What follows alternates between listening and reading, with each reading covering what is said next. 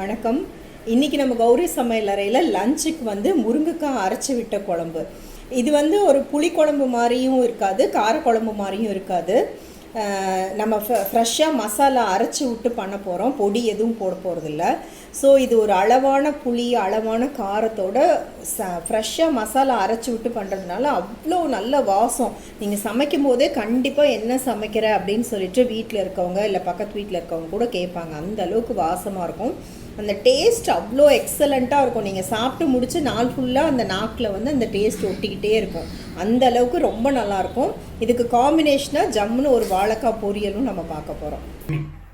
சாப்பாட்டுக்கு அரிசி ஊற வச்சுருக்கேன். குழம்புக்கு வந்து ஒரு நெல்லிக்காய் அளவுக்கு புளியை வந்து சுடு தண்ணியில் ஊற போட்டிருக்கேன். தேங்காய் வந்து கொஞ்சமாக குழம்புக்கும் பொரியலுக்குமா சேர்த்து ஃப்ரிட்ஜிலேருந்து எடுத்து வச்சுருக்கேன். முருங்கைக்காய் வந்து ஒரு 3 முருங்கைக்காயை இந்த மாதிரி குட்டி குட்டியாக கொஞ்சம் ஒரு 1.5 இன்ச்சு சைஸ்க்கு கட் பண்ணி வச்சுருக்கேன். வாழைக்காய் கழுவி வச்சுருக்கேன். இந்த பொரியலுக்கு ஒரு வெங்காயம், 4 பச்சை மிளகா, கருவேப்பிலை வச்சுருக்கேன். இப்போ வந்து குழம்புக்கு நம்ம வறுத்து மசாலா ரெடி பண்ணிக்கலாம். இதுதான் வறுத்து அரைக்கிற சாமானு. 1/2 ஸ்பூன் வெந்தயம், 1 ஸ்பூன் கடலைப்பருப்பு, 1.5 ஸ்பூன் துவரம்பருப்பு, 2 ஸ்பூன் கொத்தமல்லி விதை. இதை வந்து ஒரு கடாயில் போட்டுக்கலாம். இதனோட அளவெல்லாம் நான் டிஸ்கிரிப்ஷன் பாக்ஸில் கொடுத்துருக்கேன், உங்களுக்கு வேணால் நீங்கள் செக் பண்ணிக்கலாம். இதை வந்து நான் நல்லா கொஞ்சம் மீடியமாக வச்சு ஒரு செவக்கிற மாதிரி நல்லா வறுத்துக்கலாம். இந்த மாதிரி ஒரு 2-3 நிமிஷம் கைவிடாமல் வறுத்திங்கன்னா எல்லாம் ஒன்று கண்டாமலே செவந்து வரும். அப்போ தான் வந்து அந்த குழம்பு நல்லா வாசமாக இருக்கும். வெந்தயம்லாம் செவந்து, பருப்பெல்லாம் செவந்து ஒரு வாசம் வரும். இப்போ வரமிளகா ஒரு 4-5 வரமிளகா, ஒரு 2 இல்லைன்னா 3 டீஸ்பூன் தேங்காய் போதும். கொஞ்சோண்டு கருவேப்பிலை ஆஃப் பண்ணிடலாம். தேங்காய் போட்டு இந்த சூட்டுக்கே பரட்டி விட்டுட்டு இதை வந்து ஒரு மிக்சி ஜாரில் போட்டு கொஞ்சமாக தண்ணி ஊற்றி ஒரு நைஸான பேஸ்ட்டாக அரைச்சிக்கலாம். மசாலா ஜோராக அரைச்சாச்சு. இந்த வாசமே செம்மையாக இருக்குது. நல்லா நைஸான பேஸ்ட்டாக அரைச்சிக்கணும். புளி ஆல்ரெடி ஊற வச்சுருக்கோம். அவ்வளோதான். இந்த மசாலா அரைக்கிறது தான் மெயின் வேலை. அதை பண்ணிட்டோம்னா குழம்பு ரெடி பண்ணிடலாம். ஏன்னா வெங்காயம் அந்த மாதிரி எந்த வேலையும் இல்லை. இப்போ நான் அதே சட்டியை கழுவிட்டு வச்சுருக்கேன். 1 ஸ்பூன் நல்லெண்ணெய் சேர்த்துருக்கேன். நல்லெண்ணெய் தான் நல்லாயிருக்கும். நம்ம லாஸ்ட்டாக தாளிக்க போகிறோம். இப்போ வந்து முருங்கைக்காயை இதில் வதக்கி விட்டுருலாம். 2 கருவேப்பிலை, முருங்கைக்காய் இது அப்படியே எண்ணெயில் பரட்டலாம். சும்மா ஒரு 1 நிமிஷத்துக்கு மட்டும். மஞ்சள் பொடி ஒரு 1/4 ஸ்பூன் சேர்த்துக்கலாம். இந்த புளியை இதில் கரைச்சி விட்டுருங்க.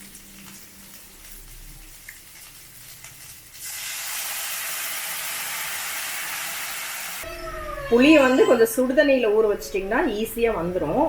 1/4 கப்பாக தண்ணி சேர்த்து ஒரு 4 வாட்டி கரைச்சி விட்டுருங்க. இந்த புளி தண்ணி கொதிச்சோன்னே அடுப்பை மீடியமாக வச்சு ஒரு தட்டு போட்டு மூடிடலாம்.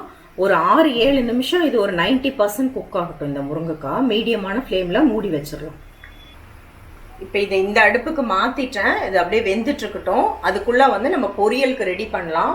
இங்கே ஒரு கடாயில் வந்து தண்ணி வச்சுருக்கேன். அது கொதிச்சோடனே வாழைக்காயை போட்டு அந்த தண்ணியை வடிச்சிட போகிறோம். வாழைக்காய் அந்த உருளைக்கிழங்குலாம் அந்த தண்ணியை வடித்து விட்டு செஞ்சோம்னா அந்த கேஸ் அந்த மாதிரி இல்லாமல் இருக்கும். டேஸ்ட்டும் நல்லாயிருக்கும். சில பேர் கேட்குறீங்க, உருளைக்கிழங்கு சேனக்கிழங்குலாம் அந்த தண்ணியை கொட்டிடுறீங்களே, அது சத்து போயிடும்னு சொல்லிட்டு. மற்ற காய்கறியில் தான் அந்த சத்து இருக்கும், அது தண்ணியில், அந்த வெந்த தண்ணியில். அதனால் அளவாக தண்ணி வச்சு வேக வைப்போம். ஆனால் வாழைக்காய், உருளைக்கிழங்கு, சேனக்கிழங்குலாம் தண்ணி எக்ஸ்ட்ரா வச்சு அதை எடுத்து நம்ம கீழே ஊற்றிடணும். அந்த தண்ணியை, வெந்த தண்ணியை. அதில் வந்து நிறைய ஸ்டார்ச்சு அந்த மாதிரி தேவையில்லாதெல்லாம் இருக்குது உங்களுக்கு. கேஸு அந்த மாதிரி. லேசாக தோல் உரிச்சிட்டேன் வாழைக்காயை. நான் வந்து பொடி பொடியாக கட் பண்ண போகிறேன் இன்றைக்கி. உங்களுக்கு பிடிச்ச மாதிரி சைஸில் நீங்கள் கட் பண்ணிக்கலாம்.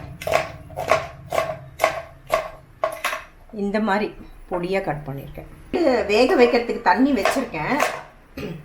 அது கொதிக்கிறதுக்குள்ளே நம்ம கட் பண்ணிக்கலாம். அதனால் நான் அப்படியே வச்சுருக்கேன். நீங்கள் முதல்ல கட் பண்ணி வச்சுட்டு ஒரு 10 நிமிஷம் கழித்து சமைக்கிற மாதிரி இருந்தால் வாழைக்காய் வந்து தண்ணியில் போட்டு வச்சுக்கிட்டிங்கன்னா கருத்து போகாமல் இருக்கும்.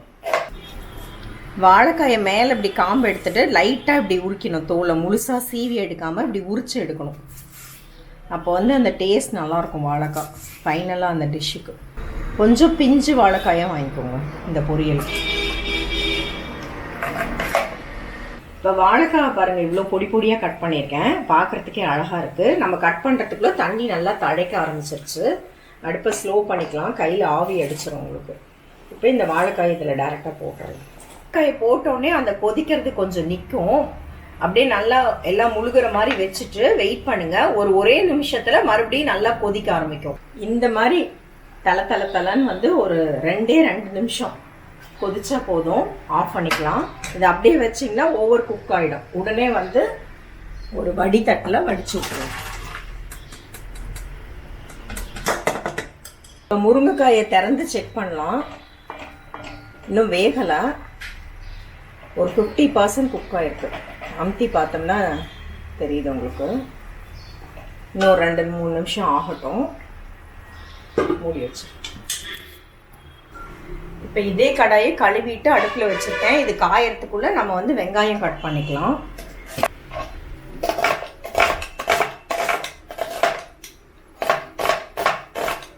இந்த பொரியல் வந்து நீங்கள் வெங்காயம் இல்லாமல் கூட செய்யலாம். இதே மெத்தடில் வெங்காயத்தை மட்டும் ஸ்கிப் பண்ணிவிட்டு சேம் இதே மெத்தடில் செய்யலாம்.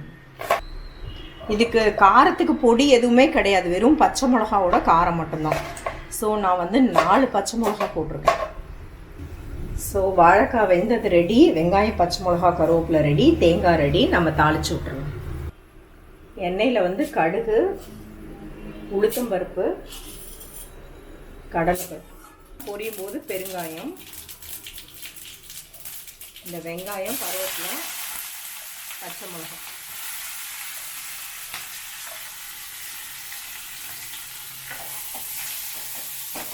இதை நல்லா வதக்கி விட்டுருவோம்.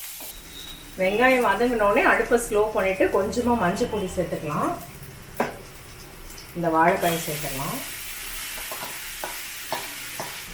முதல்ல நம்ம உப்பு போடல, இந்த வாழைக்காய்க்கு தேவையான அளவுக்கு சால்ட்டு, தூள் உப்பு சேர்த்துக்கோங்க. கல் உப்பு போட்டால் இந்த டைமுக்கு அது எல்லா பக்கமும் பரவாது உங்களுக்கு. அடுப்பை ஸ்லோ பண்ணியிருக்கேன்.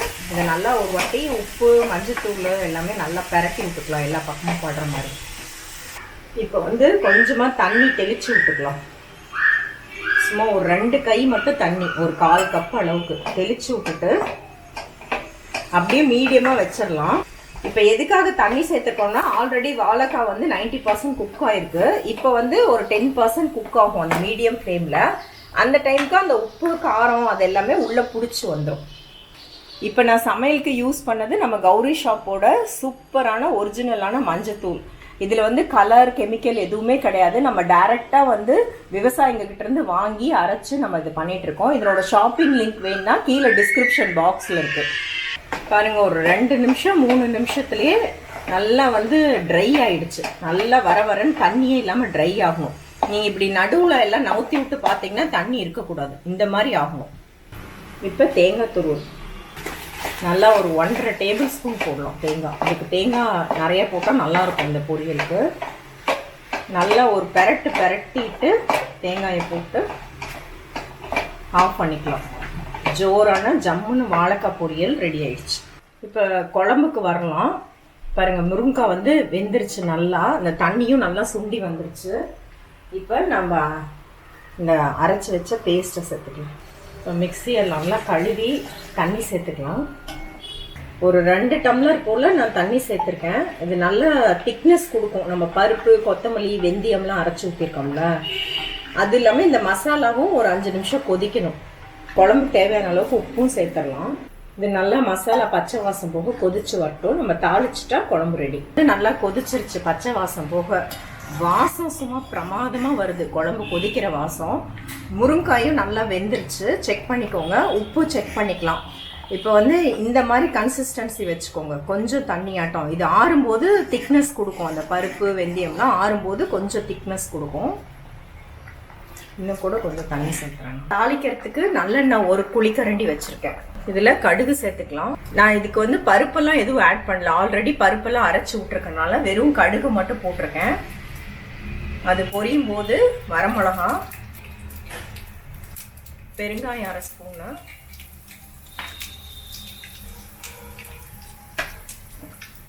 கருவேப்பிலை,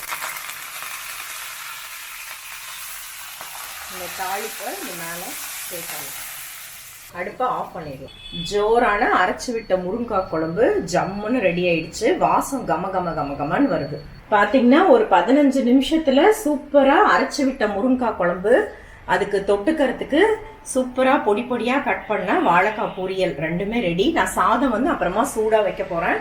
இதுக்கு அப்பளம் இருந்தாலும் இன்னும் ரொம்ப நல்லாயிருக்கும். சுட சுட சாதம், இந்த அரைச்சி விட்ட முருங்கைக்காய் குழம்பு, வாழைக்காய் பொரியல், அப்பளம், இந்த காம்பினேஷன் வந்து சூப்பராக இருக்கும்.